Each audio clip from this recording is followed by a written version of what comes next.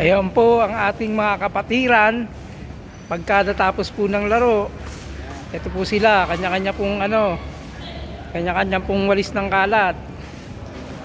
Yan, ganyan po kasipag ang mga akro sa Baltasar chapter.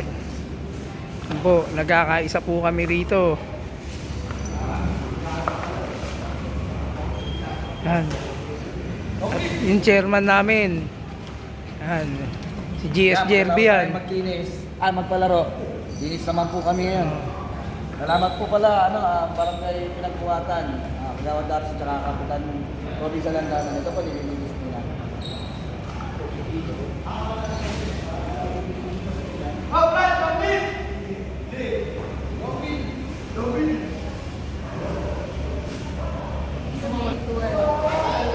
Ganyan po kami kasipag dito.